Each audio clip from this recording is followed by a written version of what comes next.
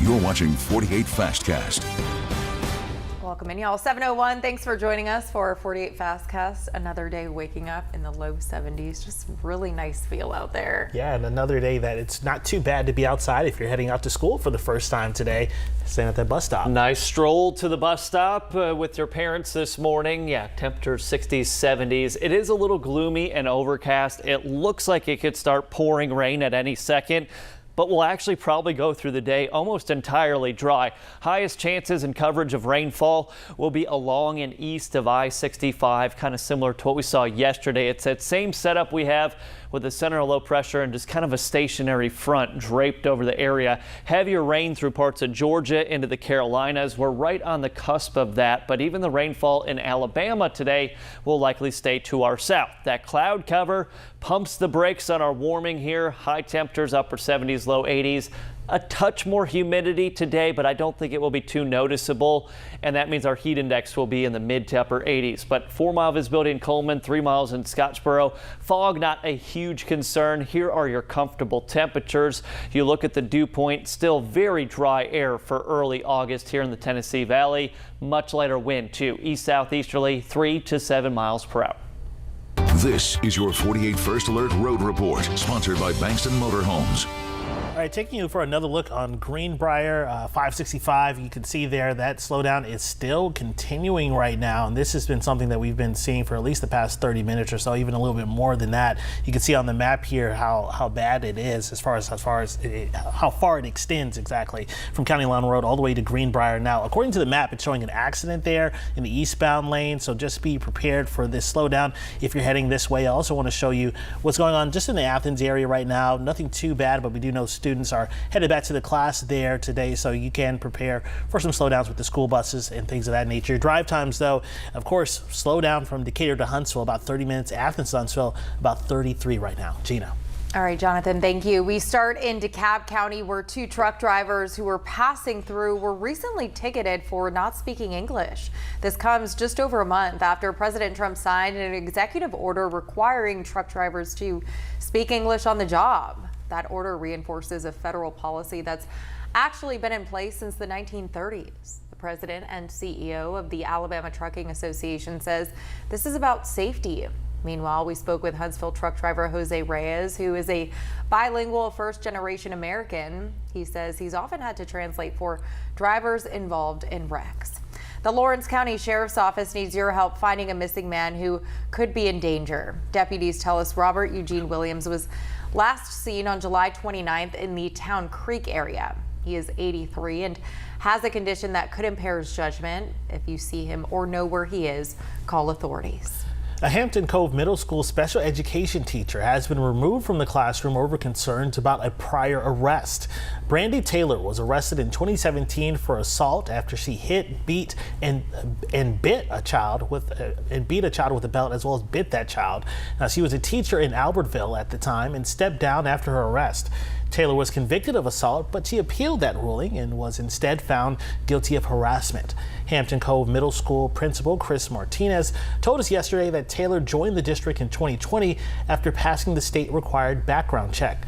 Now, a statement from Martinez reads in part, quote, "Out of an abundance of caution, the employee will not be present on the Hampton Cove campus or any other HCS campus during the course of an internal personnel review.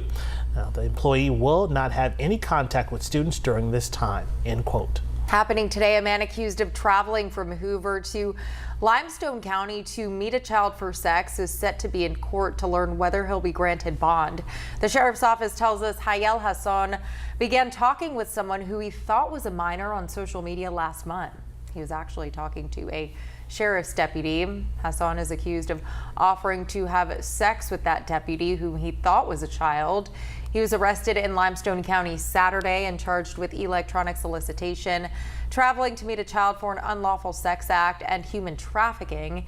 He's expected to be in court this afternoon. Well, still to come, Decatur Youth Services has been working for the past few years to build a new facility. We explain why construction hasn't started.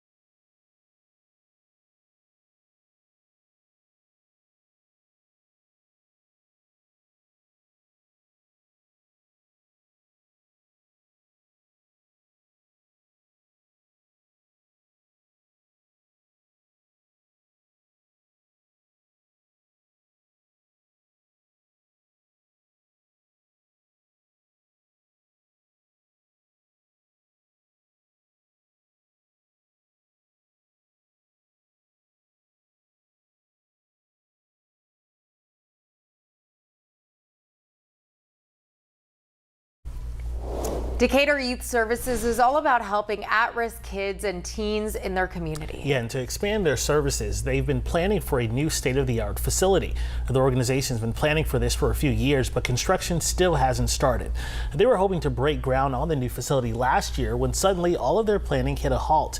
Now they're still without a permanent home. But Linzel Johnson with Decatur Youth Services says just because the project took a back seat doesn't mean it's not happening. Johnson says they had a change in leadership, which is a big reason why the project came to a stop. For now, they're still serving thousands of kids in their decades-old facility, which Johnson says is too small and is in need of desperate repairs. We're having to limit the amount of students that are coming into the program. And we're having students that we're wanting to help, but we're having a waiting list, and we don't want to have that waiting list. We want to say, hey, we have our own facility and we can provide the resources that we want to provide to these students. And I think that's where it really is. Now, right now, the DYS team is working on getting things back in motion. They're waiting on a green light from the City Council to continue their planning on the new facility. Once they receive that go-ahead, Johnson says it will take around 24 to 30 months to complete construction. Now, your first alert weather with meteorologist Eric Burke. Well, temperatures this morning, very nice. One of the cooler mornings we've had lately. Some of your younger students heading to the bus stop may actually require some kind of a jacket or a light layer. High of 83 today. That's for the metro areas. Probably a little bit warmer out west and a little bit cooler out east. And yes, our temperatures warm right back up into the upper 80s to low 90s. Still below average, though, for this time of year. Tomorrow is what we're calling our transition day. More humidity returning to the Tennessee Valley. Humidity continues to rise there for Thursday and Friday. Best chance and coverage of rainfall will be over northeast Alabama and Sand Mountain, but still a chance at some spotty showers or even just some pockets of drizzle. Less cloud cover out west later on this afternoon. I think at some point just about everyone will see some form of sunshine. Here's the cloudy, gloomy skies right now on our Fly HSV Delta Cam out in Limestone County. A lot of Limestone County students returning to school today. Upper 80s, low 90s with the heat index in the low to mid 90s for Friday and the weekend. No one particular day looks terribly wet, though, as far as a great chance for rain and storms. All right. Well, thank you so much for joining us here for the Fast Cats. If you're heading out for school for the first time, we hope you have a great school year. We'll see y'all later.